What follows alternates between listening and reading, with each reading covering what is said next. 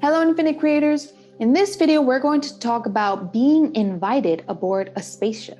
Welcome back. I'm Mariana, and I'm a hypnotherapist, and I help you dive deep into the powers of your mind to expand your consciousness and achieve self-prosperity. And if this is something that you're into, remember to like and subscribe. Now, in this video, I'm joined by special guest Nicole over at Guiding Echoes channel, which I will link in the description below for you to check out. So during our session, Nicole discussed that she had a strange occurrence happen to her while she was in a mall parking lot. She had absolutely no memory as to what had occurred, and she experienced some missing time. As she unlocked that part of her memory, it was revealed that she was invited aboard a spacecraft. Now check out this clip. Okay. And now Nicole had another experience where she saw a UFO in the parking lot of a mall. She wants to know what happened. She has some missing time there. Or did she block it out? Did aliens remove it? What did she see? Was she abducted?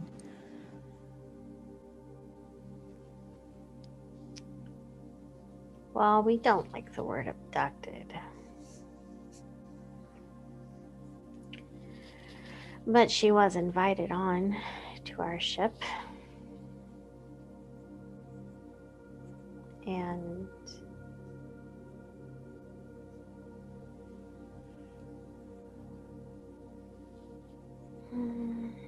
she never had those memories. But it was a sort of collective agreement that she wouldn't remember parts of that experience. As far as what she saw, she saw a light shining above her in the parking lot by her car. She did see a rather big disc that was spinning. When she has remembered glimpses of it, she sometimes dismisses what she sees because she'll tell you it's like something straight out of a movie.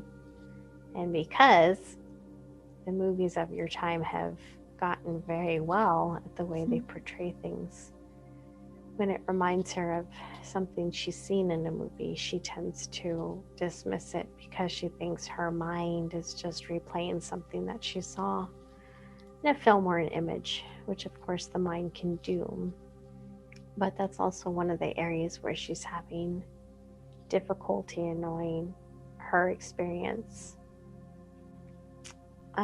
versus what she might be remembering from something that she's seen or read in for entertainment purposes and values. But she did see a big disc with plenty of lights. She saw it hover. She saw it move about in a very strange way. And she saw it shoot up in the air and disappear.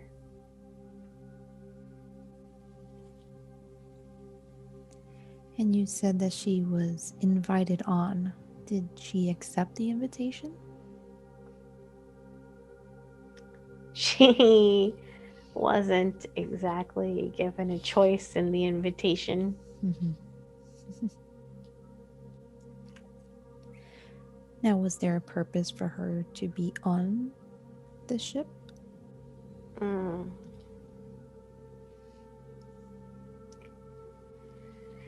There are certain people that become fascinated with us, and in turn we become interested in them.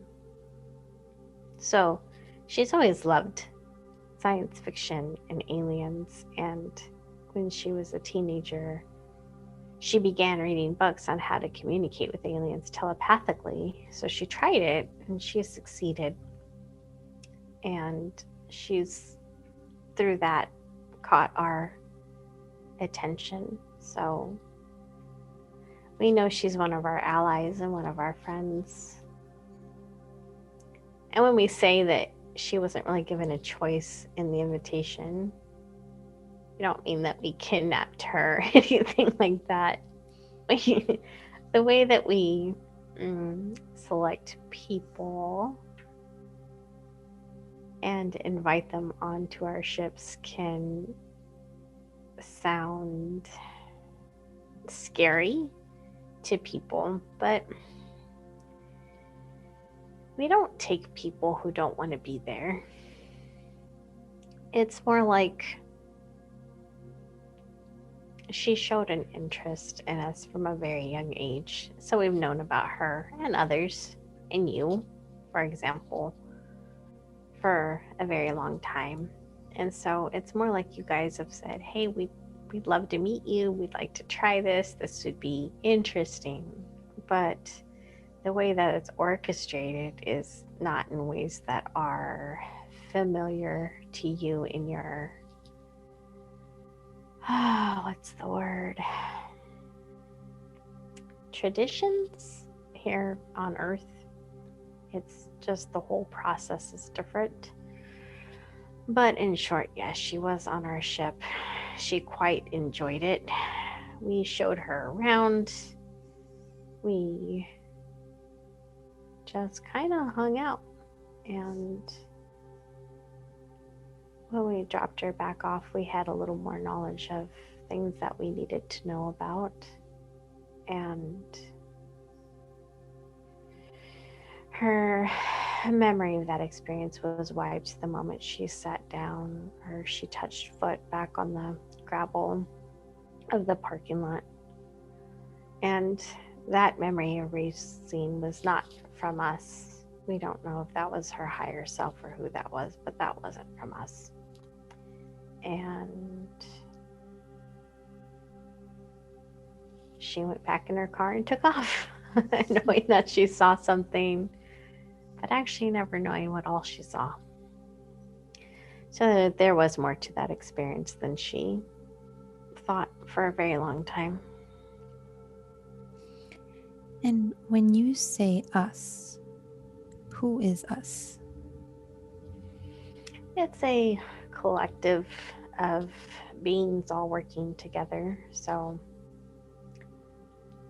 it would be a part of her higher self and other higher selves. It would be a blend of different consciousnesses. Mm-hmm. And we've all agreed to sort of share an energy space so that information can be exchanged at all times through the consciousness.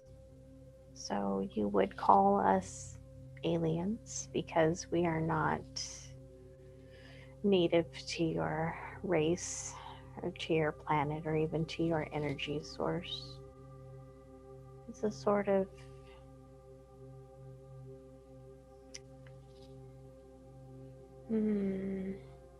I guess a meeting of different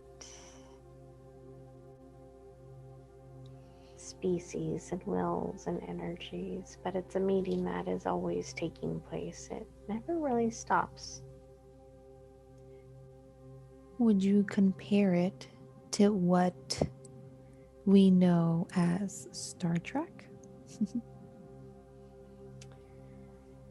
That is a very good analogy. We'll go with that. Okay. And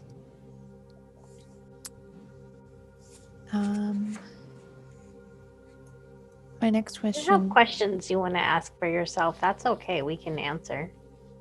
Well, my next question was, you said you didn't like the word abduction. Yes. Would you say it's more accurate to use the word mutual collaboration? Yes. Okay. So when we hear about people being abducted, and they're having these, what they may consider as negative experiences, Are they willing participants, or are there also other galactic beings, maybe more on the experimental side? There are many, many different beings. Mm-hmm. And so just as you have your different forms of people here, some are good, some have questionable intentions, that is a very typical energy imprint or archetype that runs through all species in the galaxy. So while with my collective, we'll never take anyone who doesn't want to come meet us, but there are others that will abduct, and they will experiment, and there are many different factions, I guess you could say, that don't agree with that form of interacting with humans or cattle. Or we believe that all planets and species should be protected, and we don't like it or agree to it when people sort of break that protection, when other species do their own thing. There is a faction that would be considered legal that does take different forms of life and experiment on them. And the mutual collaboration there is still somewhat in play, but it's different, because what they will do is, there are beings here who know they have to live out the rest of their lives, because if they cut it short by their own will, they will have to start over again, because it's against their contract to end their own life. So they know they have to stay here in human form until they have a natural death, or a death that takes place by accident, or a death that is orchestrated by the higher beings, so that they can leave and not have any type of repercussions and not have to relive these lessons. And so with the people that are unhappy with their lives here, that are in their own very sad way longing for death or longing for something, those are the ones that the other faction will come, and it's them that they'll experiment on, because those humans have no value for their life.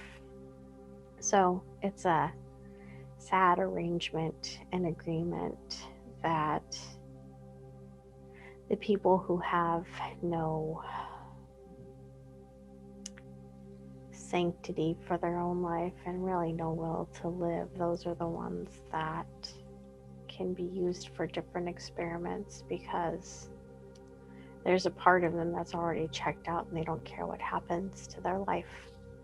The interesting thing that we've noticed is that when they become aware of their abduction, their thirst for life often returns, and they start to question the bigger things in life, and it's almost as if it refuels them. So that's been an interesting side effect that I don't think anyone calculated or saw coming. So while it's a horrible thing that these people don't want to be taken, when they are taken and this thing happens to them, it's almost as if it resets their biology in some way, and that human strive for survival kicks back in, and they start looking for purpose. So, although it's not exactly a function we agree with, there's no denying that it somehow gives people a will to live and a purpose.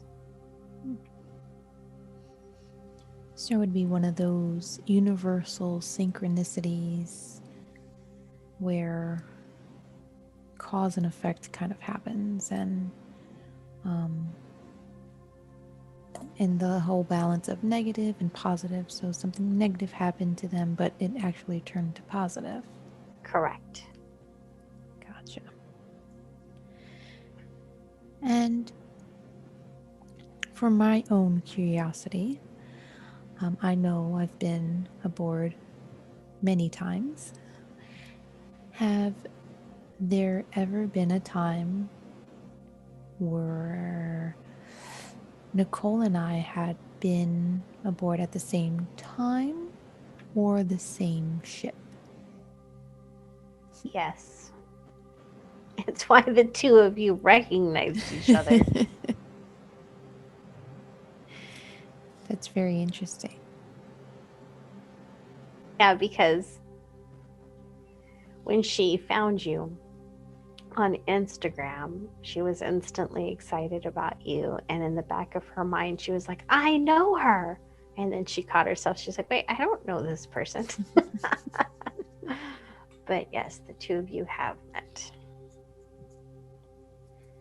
Makes a ton of sense. Now, I hope you enjoyed that clip. And if you have experienced anything like this, please feel free to share your story in the comments below.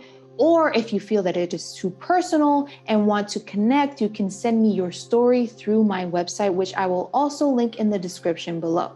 And to tie this all together, stay tuned to my next video where we will see my personal experience about life aboard a ship. Click here to watch more conversations with the higher self. And until next time, Infinite Creators, wishing you all abundance, love, and prosperity.